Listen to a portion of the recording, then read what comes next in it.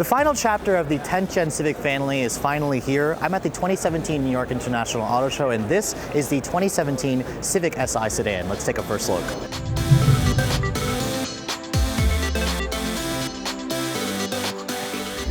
Now in the sport compact class, the Si is definitely well known with enthusiasts, and when Honda announced that this would be turbocharged for the first time, you can bet a lot of you were a little bit concerned. But first, let's talk about the new styling that Honda has introduced with this Si. You can see the front end adopts a lot of the elements that we saw on the Civic hatchback with the new black front grille, this more aggressive lower fascia. The SIs will come standard with LED daytime running lights. Unfortunately, the LED headlights you see on the Touring are not available on this car.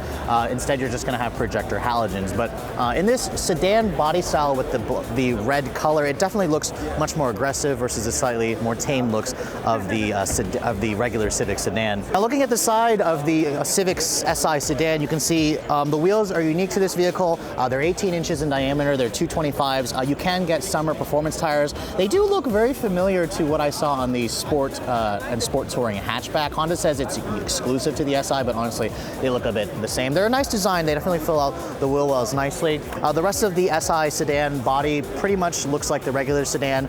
To me, when you come to the rear, it actually has too much of a long rear overhang. I'm not sure it particularly works on the sedan. I'd probably say the looker of this lineup is more than likely the coupe version, which actually gives you a higher wing. Now, the sedan does give you a nice subtle rear lip spoiler with the LED accented taillights. And then, of course, another Si signature, aside from the badge, is going to be that center-mounted exhaust, which Honda says they've tuned for a much more aggressive sound versus the standard model.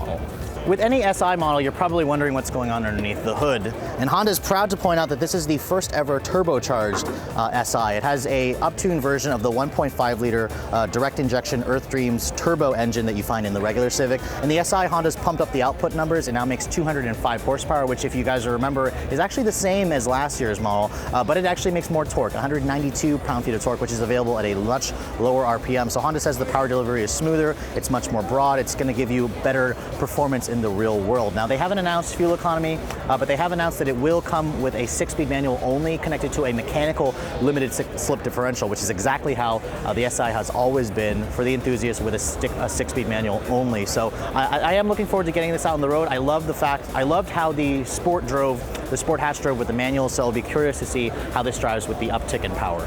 Now, you're probably wondering what's going on the inside of the Si, and let's go over some of the changes that Honda made versus the standard Civic. Now, Sis have always been an EX-derived trim level, so you're going to get most of the features you get on the EX, which means you'll get the Honda Link infotainment system with the Apple CarPlay, Android Auto. You will also get the Honda Lane Watch function, and the interior is just a lot nicer, better equipped versus that Sport that I showed you guys earlier in my last review. You also get a sunroof, that's always been included in Si, but no leather seats. You still get the cloth seats, which have much thicker bolstering. I like the red stitching. You get a leather wrapped wheel. Now, of course, this car having only a 6-speed house to shifter, and I am happy to report it's very typical Honda. Really nice, smooth transitions through the gates. It's definitely a short throw. I'm going to go over the Type R in a second, which the Type R actually has an even shorter throw. The clutch is nice and light. It literally feels like the last Si that I drove, so Honda didn't really change anything there. Now, a couple of things they did change. There is now a drive mode selector. There's actually a sport button here on the console, which gives you a choice between normal and sport. Honda says it changes the throttle, the steering, the suspension calibration, so I'll have to get it out on the road to show you guys what the differences are actually like later on. In terms of the rest of the materials in here, it's standard Civic stuff. You have some stitching here, you have some faux carbon fiber trim. It's really reminiscent of the hatch, just with a little bit nicer features. Some of the features that I was complaining about are included in the Si for this particular trim level. Now, you can expect the all-new Si to go on sale next month, with Honda saying pricing is going to start in the mid $25,000 range, which is right in line with most of its competition. For Redline reviews at the 2017 New York International Auto Show, I'm Sophion Bay.